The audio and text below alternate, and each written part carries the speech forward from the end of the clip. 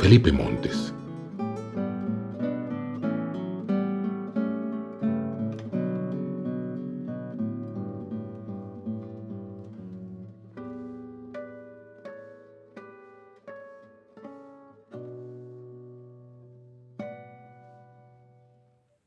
El poliedro retórico es un instrumento que creé yo en mi tesis doctoral, dirigida plenamente hacia la composición de mi obra. Su título completo es El poliedro retórico, una clasificación de las figuras poéticas bajo el criterio de las operaciones cognitivas que implican, algo así. Es decir, con base en tres ejes y en todos los niveles del lenguaje, acomodé las figuras literarias o retóricas o poéticas, o depende a quién le pregunten, tradicionales, y propuse el uso de algunas nuevas por hallar sus casillas, como en la tabla periódica de los elementos químicos, por hallar sus casillas vacías. Decidí que, o encontré, después de años de haber estudiado algunas maestrías, 3 maestrías específicamente sobre procesos cognitivos y lingüística aplicada y desarrollo organizacional, cómo no solo las palabras, sino el resto del universo, o al menos bajo la visión del ser humano, de las palabras y del resto del universo, teníamos solamente 3 posibles actividades que podíamos hacer, cada una con 2 valores. Es decir, podemos agregar o quitar algo, y eso puede ser en una oración o en un discurso completo, o en un pozo que estamos cavando para instalar un poste o una casa.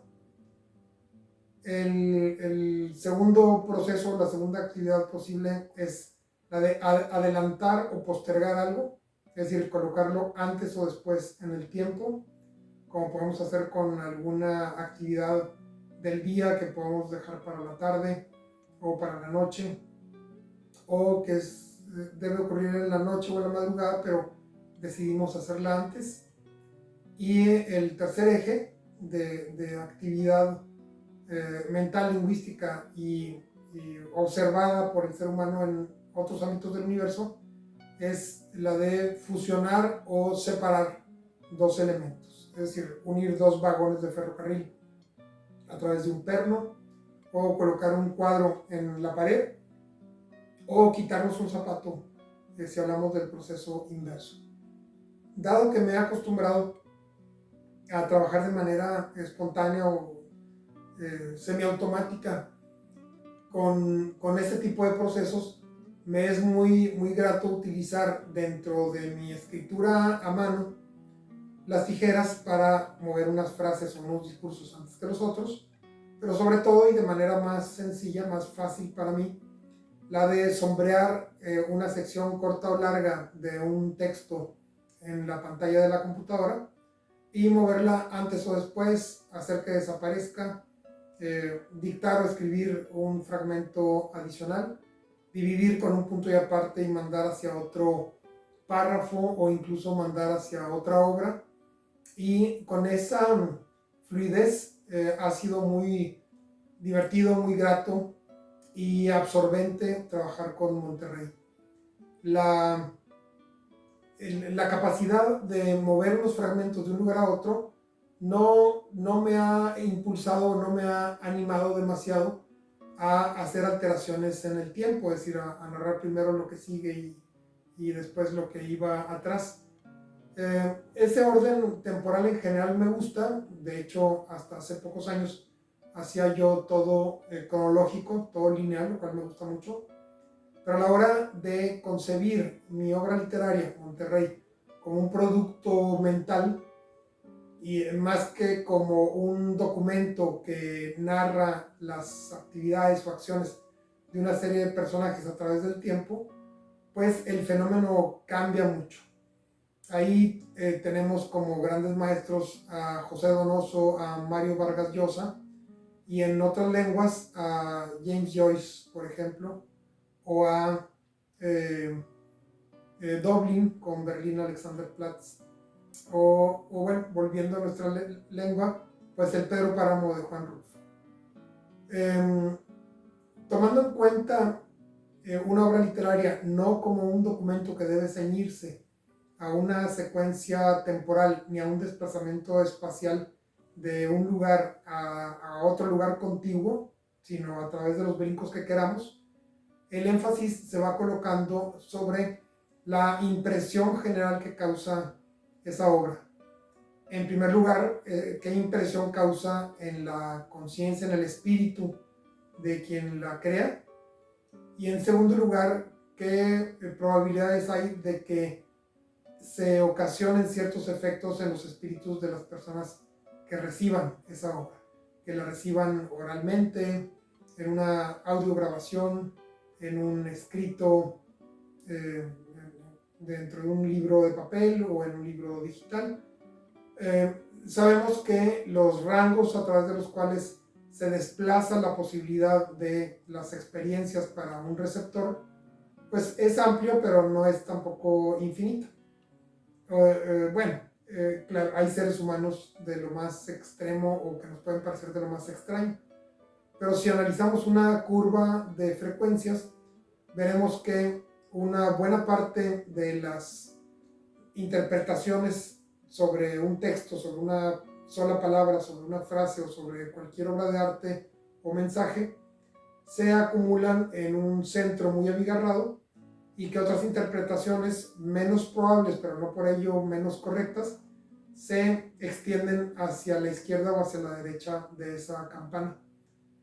Lo más interesante aquí es que un mensaje que un autor está creando para sí mismo, una vez que la naturaleza del mensaje le deja satisfecho, al menos por un tiempo que establece, puede ocasionar efectos similares en otras personas.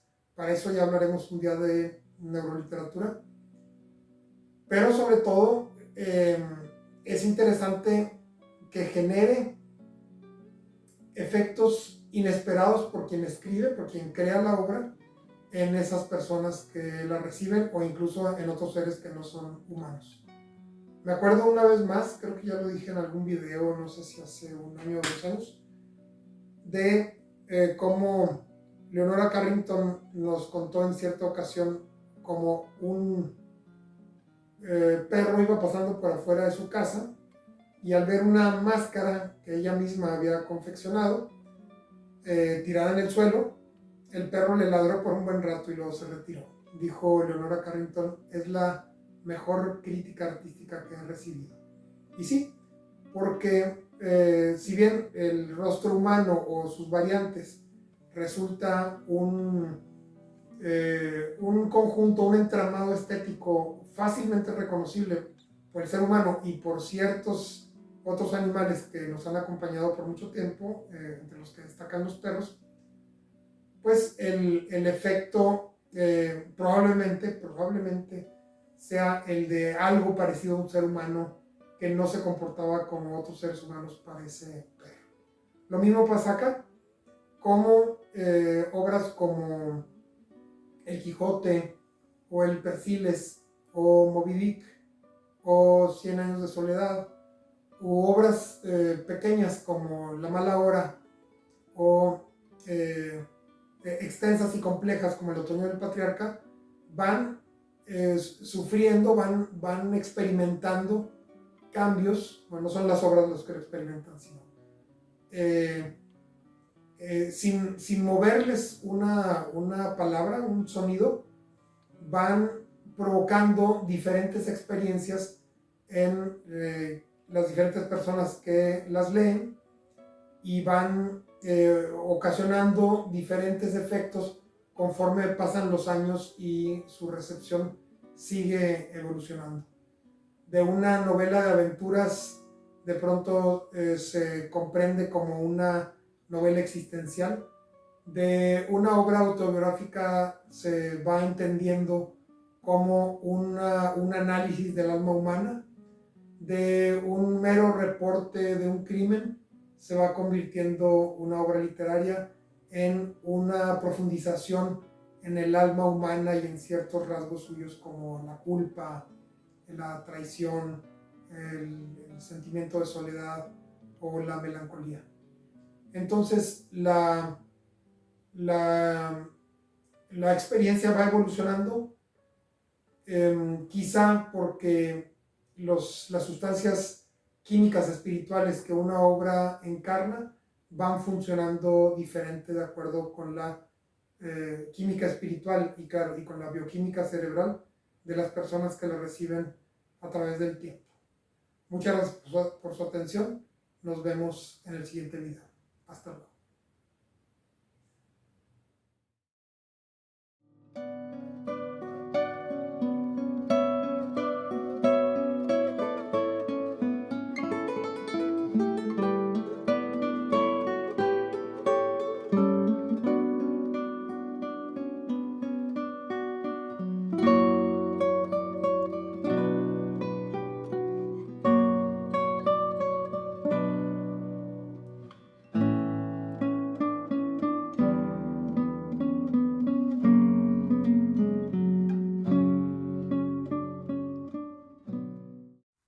La Hacienda de la Soledad, una experiencia fantástica y fuerte para amantes del realismo mágico, está en Amazon.